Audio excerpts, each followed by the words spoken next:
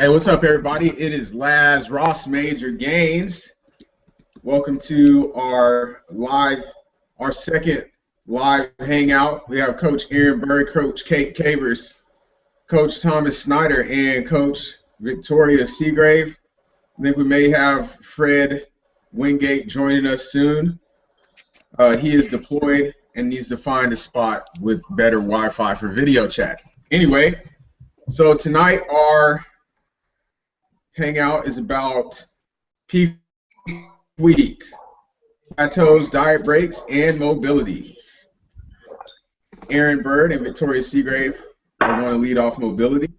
So I'll pass the baton to Mighty Bird, Coach Aaron. All right, you guys.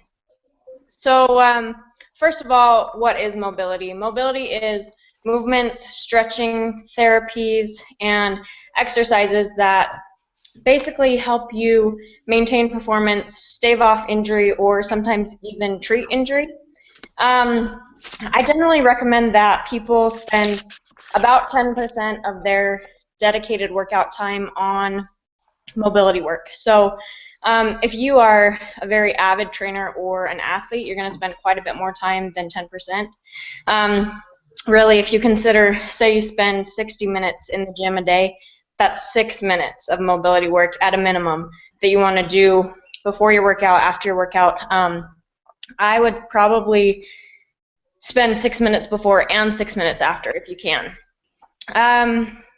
My favorite source or resource for mobility work is Kelly Starlett's Becoming a Supple Leopard. This book is worth its weight in gold. I think it's $35 shipped on Amazon. It has literally an exercise for every part of your body for either injury prevention, joint mechanics, muscle mechanics, everything you need to heal your body or keep yourself performing well is in this book. What mobility work really comes down to is maximizing your joint mechanics, your muscle mechanics to maintain essentially a well-oiled machine, so to speak. And Victoria's going to go into some specific exercises that you can do for different parts of your body to maintain mobility. Thanks, Erin. And yeah, just to touch on the book that Erin did hold up, they also do have a website that you can go onto, and they have daily exercises that you can do, and just to maintain a great mobility. Mobility is essential in transforming your physique. For instance, take the squat, for example. Lack of hip mobility is a common problem that prevents people from squatting properly. Improving your range of motion, your flexibility and balance, the more beneficial the exercise will be for you. First, I'm going to go into the thoracic spine. Increasing your range of motion in the thoracic spine is beneficial, especially if you have neck and shoulder pain. It has a large impact on the upper and lower part of your body as well. So take the thoracic extension on the foam roller. You want to put the foam roller right in the center of your back and just go up and down, back and forth. The cat and camel are also wonderful exercises, and all of these should be done daily. Ankle mobility is really beneficial for anyone, whether you're a female in heels all day, or maybe you're an athlete that suffered a sprained ankle in the past. This is a mobility drill, though, and it's not a flexibility drill. Holding the stretch from time and time again almost kind of makes the muscle elastic, and which can be more prone to injury. Some banded heel work is a really great exercise. You just wrap a thick band around your ankle to something of support, and keeping your ankle on the floor, just bending your knee front and back. Going into the hips and touching on the ankle as well. Some frontal plane hip swings and front and back hip swings really open up the hips and, again, are great for the transverse plane mobility exercise for your ankles, especially if you have poor mobility. While doing the leg swings, your foot should, if you do have poor mobility in the ankles, you'll notice that your ankles and your foot is going to start to turn out. You want to keep your foot in contact with the floor and maintain neutral position with the foot and the ankle. Going back to, opening up the hips, though, and really working on the hip mobility, Spider-Man stretches and really any yoga stretches like the butterfly, the frog, the pigeon should be done several times a week to prevent anterior pelvic tilt and tight hips. And the last kind of bang for your buck is some wall slides. It's a great upper body multi-purpose exercise. You're going to activate your lower trap, your rhomboid, and your external rotators while stretching your pecs and your internal rotators. Your scapula should be retracted and lowered, and your hands and wrists should be flat against the wall. And again, doing these several times a week is, just like Erin said, just going to make for a well-oiled machine. You're going to be a powerhouse in the gym. That website of Kelly Starrett's is mobilitywad.com, and he also posts actually a daily video on YouTube about the one I watched today was he tells you to do your homework. Anyway, it was a 10-minute squat, and you don't have to do 10 minutes all at once, but throughout the day you want to accrue 10 minutes in a proper squat position. Mostly for muscle memory, so that your body can learn the specific mechanics that you should be squatting in. So anyway, if you go on YouTube and type in Kelly Starrett, you can find those videos as well. He's awesome. He's such a funny guy, and he's so engaging, and he's so fun to watch. And like, when you think of mobility and stretching, you kind of, to a lot of people that can be kind of a boring thing to do, but Kelly just presents it in such a way that's it's really funny, and really check out the website. It's a lot of fun. What do y'all want to go into next? Y'all want to talk about peak week, or y'all want to talk about plateaus and diet breaks? Let's go into plateaus. Who wants to start? Thomas? How about you start, buddy? Kick it off. On the plateaus? Plateaus. Your opinion. People hit them for all different sorts of reasons, really. So, we go into specific reasons why we hitting diet breaks, or how do you want to hit off on that? Doesn't matter, bro. We're all here to help people understand how we think as coaches and give some tips, man. So, what do you think? If you go in, somebody's in a fat loss phase, and how do you help them break through plateaus? What would you do? Several ways. Generally, see where their diet's been, how long they've been in a deficit, how long they've been dieting. If they've come from a moderate diet, or if they've been pretty severe, how long they've been in that. Basically, up their calories, up their carbs. Shoot them up to maintenance, maybe a little more, and just let them sit there for a while. Because a lot of times, if someone's cutting their carbs, cutting their fats, and a lot of stuff, it'll affect, especially dietary fat in women and men in general. It'll affect hormone balance and function and just a lot of things. So just shoot them up to maintenance. Make sure their dietary fat's where it needs to be, and they're, plenty of carbs, and maybe even cut back training to an extent, depending on how severe and intense their training's been.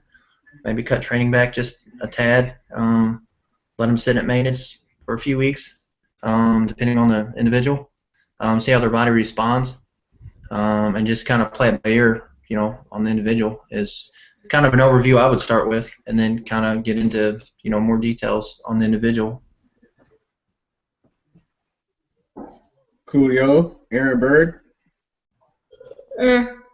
When someone plateaus, obviously we work on determining whether they need more of a deficit or if they need to come out of their deficit, and pretty much only be determined by their training history and their dieting history. So if it's someone you've been working with for a long time, you obviously know how long they've been in a deficit, whether they need to come up, whether they need to go further down. But personally, I like to, if I'm bringing someone into a diet break before raising calories a lot, I prefer to reduce training and see what happens. Honestly, a lot of times a plateau is water retention from stress hormones, and as soon as you decrease cardio specifically, and pretty drastically, people tend to lose that water weight, and then voila, they're no longer in a plateau. But as Thomas said, if they need an actual diet break and you don't want to change training volume, or training volume doesn't need to be changed necessarily, I bring them up to maintenance, keep them there for generally about 2 weeks, and then play it by ear from there. Awesome. Victoria? I kind of take the same approach. I kind of assess where it might be coming from, whether it's lack of sleep, stress. There's a bunch of different factors that could be causing the plateau. And then, like Thomas and Erin said, bringing them back up to maintenance depending on the individual, their body composition, everything like that, and just kind of taking it from there. Thank you. Kate, input. Yeah, I think first you kind of need to take an inventory on what outside factors might be causing your weight loss to stall. So, look at your diet. Are you hitting macros consistently? Are you weighing everything to the gram? Are you staying on plan? Are you having, an extra handful of something over here, a spoonful of something over here that you're not taking into account? Look at your workouts. Are you continuing to work out with the same intensity as before? Have you taken it back a notch? How's your high intensity training? Are you training with the same intensity? Have your lifts stalled? Look at your sleep patterns. Are you stressed out at work? Do you have a project due? You look at your non-exercise activity. There's just so many different factors to take into consideration before I think you really need to manipulate what you're doing with your diet and with your workout. So look to outside factors first, and then, if there's nothing there, if you're on plan 100%, then you can start looking to changing up your your training and your diet. Nice. Well, for me, after working with a few, I worked with a lot of clients now over the last year and a half. A good amount of competitors now, and a lot of general weight loss, general weight gain, bulking clients. And when people go into fat loss phases and they plateau, I found everything that we've always talked about to be true. It definitely varies based on the person, how long they've been dieting, whether they need a diet break or you just need to start incorporating refeeds. And something that I like to do a lot is to give people refeeds. And sometimes I have someone who's pushing, or they're eating kind of, not crazy low, but kind of low. They're lean, and I start incorporating refeeds, and they start dropping, or start incorporating refeeds more often. Instead of every 2 weeks, bust it down to every week, or sometimes even twice a week or every 10 days. Some people get refeeds, and that helps them with energy for training. It gives them a mental break from being on low food, it gives them a mental break and allows them to have a higher food day where they have a lot more energy and can go crush a PR or just enjoy more food with their family, especially if it's like a small lady who's prepping and she's on 1,400 calories, maybe 1,200 calories, and she gets a refeed. Like example, little Shanice Flores, she is killing her prep. She is a little itty bitty thing, like 5 foot tall, 116 pounds, and she doesn't get a lot of food. She's just little. And the other day, this girl got a 300-gram refeed and dropped weight the next day. That little itty bitty thing. So it's always different based on who it is, how long they've been prepping, and where their body composition is. So that's great information, guys. Anybody else want to add anything to diet breaks and plateaus and how you get through them?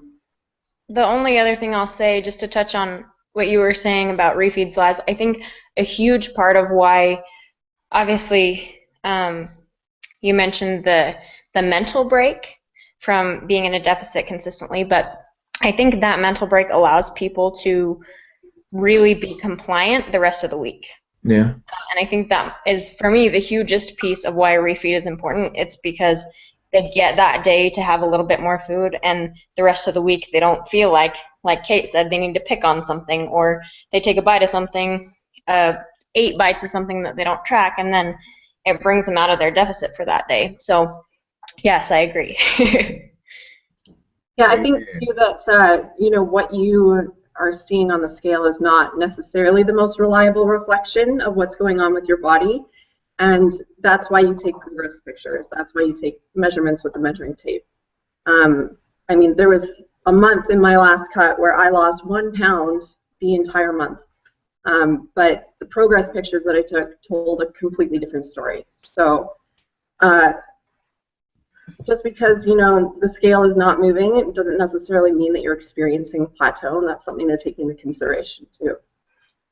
And to add to that, what Coach Kate was just talking about, I'm in competition prep, and my weight dropped the other day, and it hadn't dropped for like 2 weeks.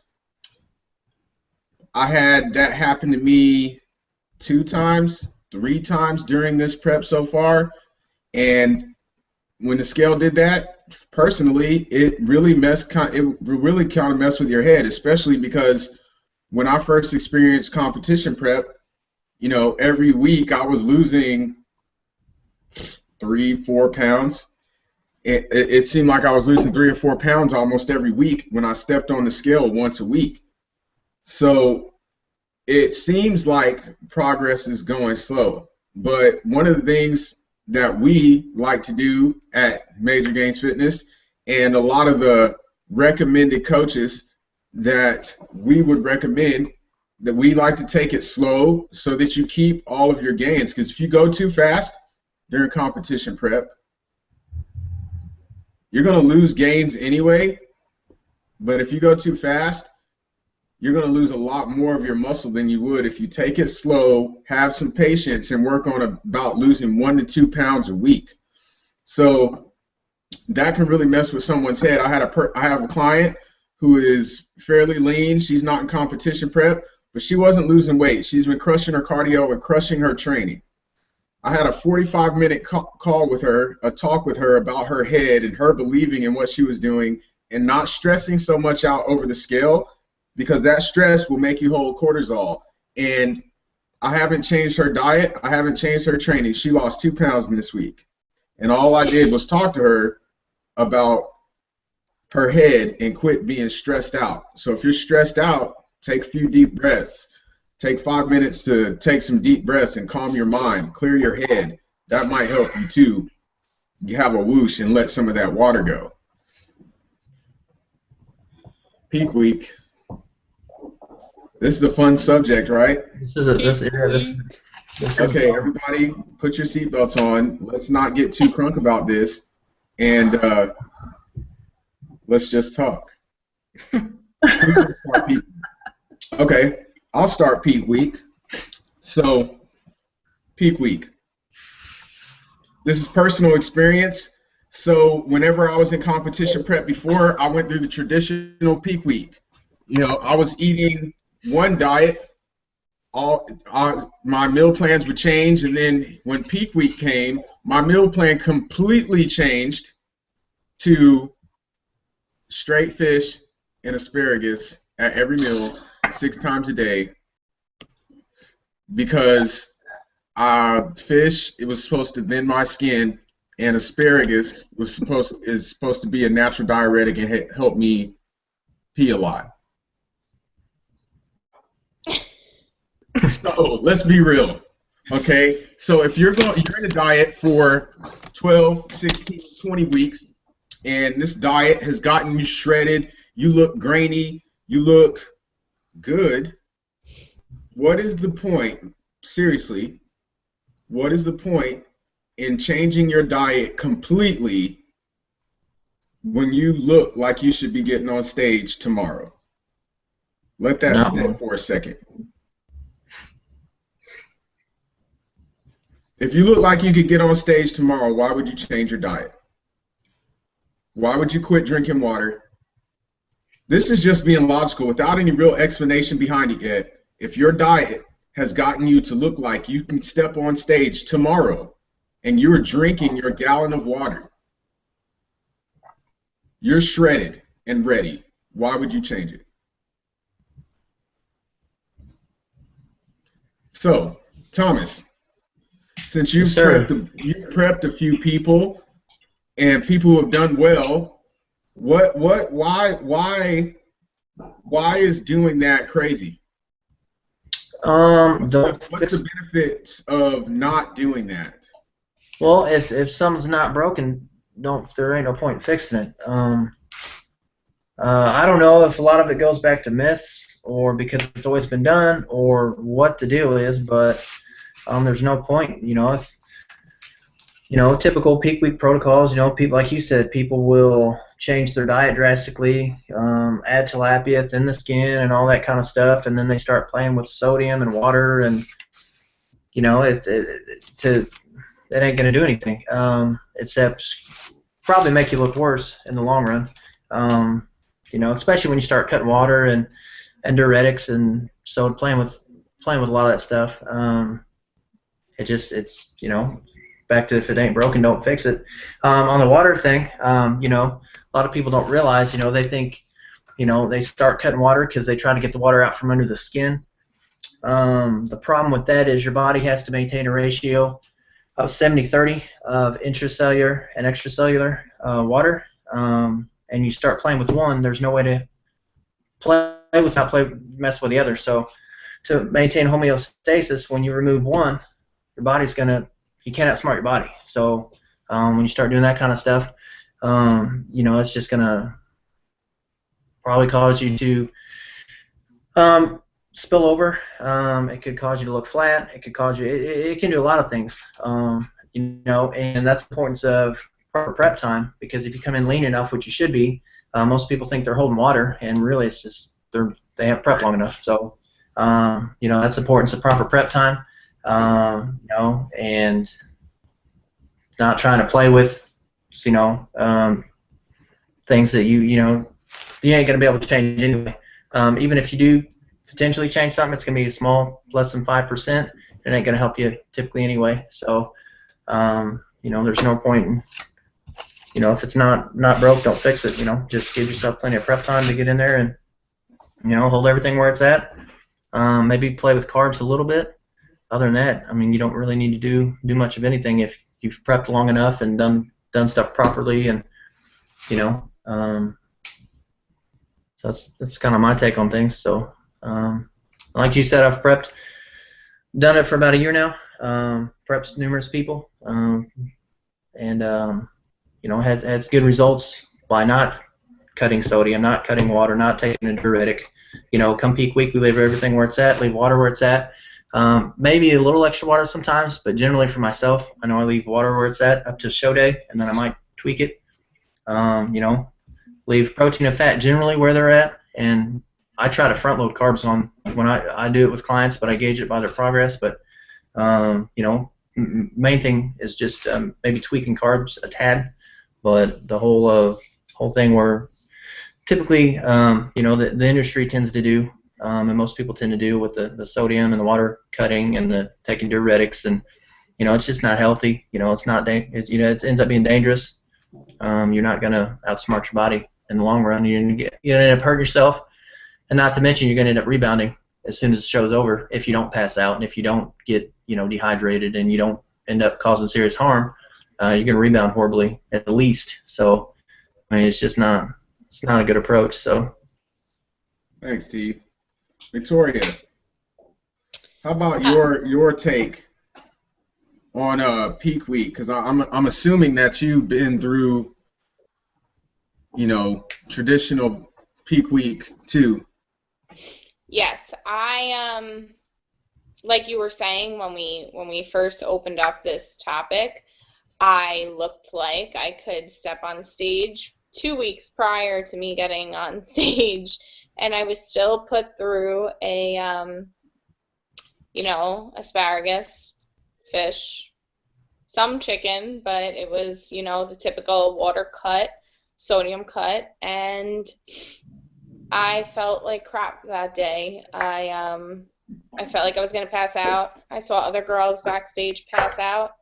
It's just definitely not healthy for your body. And like Thomas was saying, if you didn't prep long enough, if you didn't prep safely, it's the water cutting, the sodium cutting is not going to do anything for you. The 16 to 20 week prep to preserve your muscle, prep the right way, make sure you're coming down properly in body fat and that you can step on stage at the right body fat without manipulating everything is crucial, and that's the only way it should be done. I don't know where this all derived from, that you should cut things and take things, but it's not the way to do it. If you're hiring a coach and they can predict your peak week diet, that's probably not the coach that you should go with, because honestly there's no way to determine the peak week diet until it's upon you. And that's where I stand on that. There's just no reason, if you have enough time, like Thomas was saying, then there's no reason to do any of that. Thanks. So here's my little take on peak week. Like I was saying earlier, I've been to the traditional peak week before, and I remember my second competition. When I went through peak week, man, it was crazy, because that day I went and got on stage, I didn't have a set nutrition plan for that day. My coach was competing, and it was just really jacked up day. And I was extremely flat on stage. I had no energy, and I felt like crap. Same thing on my third competition. Extremely depleted, super flat on stage, trying to cut water and make weight so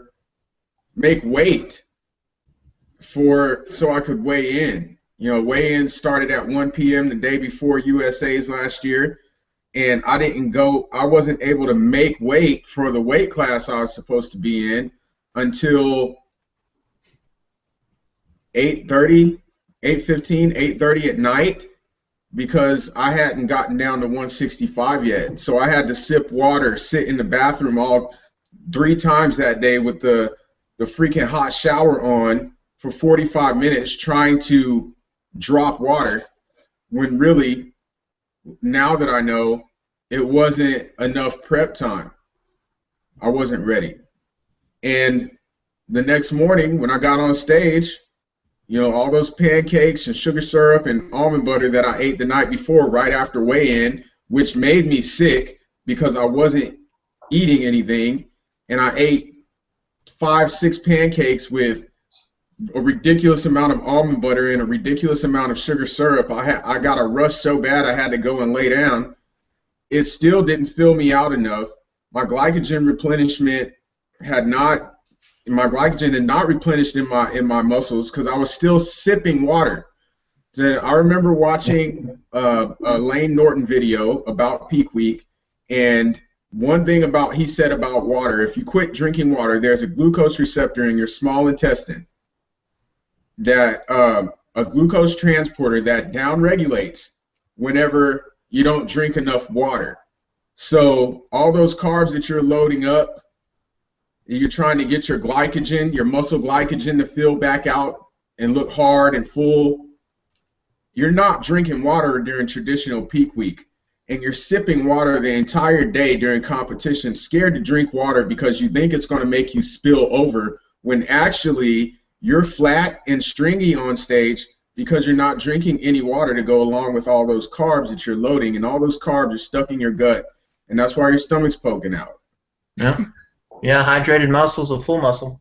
A hydrated muscle is a full muscle. If you see any of my teammates of Team ATP at a competition, or if you see any of our athletes at a competition, or any of the other people who don't go through the restrictive traditional peak week, you see them drinking water at competition, and their muscles look hard, their muscles look full, is because they aren't depriving their muscles of what it needs to be hard and full.